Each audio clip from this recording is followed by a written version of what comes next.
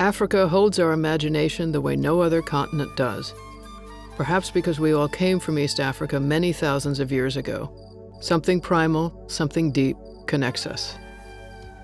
Friends of Conservation, in partnership with Abercrombie & Kent Philanthropy, does its work with the Maasai in Kenya's Maasai Mara, helping them find sustainable ways to live in this ancient and fragile land. It is there that the largest remaining mammal migration on Earth, herds of wildebeest in the hundreds of thousands, pass every year.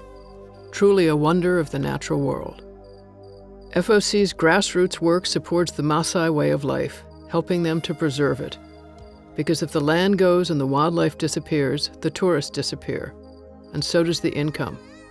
The Mara, which is the most visited destination in East Africa, is finished, and the economy of East Africa, which depends on tourism, is imperiled. Why is this important to us in the Western world? Because, increasingly, radical groups which don't have our best interests in mind are gaining ground, and a poor nation is ripe for the taking. We now know that the rampant poaching of elephant and rhino in East Africa is destabilizing the region and funding militant terrorist groups, and this has alarming implications for the West. Every day in Africa, 80 elephant are slaughtered for their tusks to feed the voracious Asian appetite for ivory. At this rate, Kenya's elephant will be gone in fewer than 10 years, and soon after, the African elephant will become extinct in the wild. The very good news is that as of today in the Mara, poaching has been held largely at bay. The FOC community scouts have played a crucial part in this success, identifying and tracking down poachers and participating in their arrests and successful prosecution.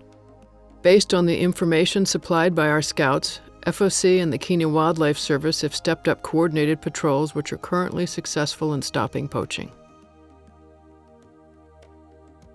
Education continues to be a vital part of our work. An educated people appreciates freedom. An educated people appreciates the value of preserving their natural resources for their own benefit. FOC helps educate Maasai adults as well as children.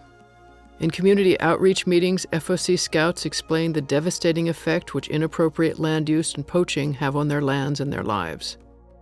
In workshops, we tackle relevant topics such as HIV and AIDS and human-wildlife conflict prevention, and we also provide training in sustainable business practice. In 30 schools, FOC programs teach over 3,000 Maasai children annually the value to them of preserving their natural lands, engaging them and their teachers in conservation projects.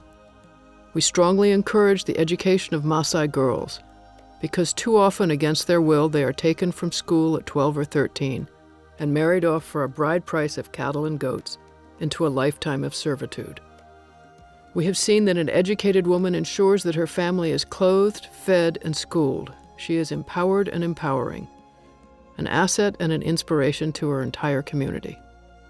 FOC and AKP projects provide education, training, and expertise, never cash. We work with the local Maasai, maximizing support for the Mara with innovative, community-centric programs and initiatives. We have helped keep the Mara safe for over 3 decades.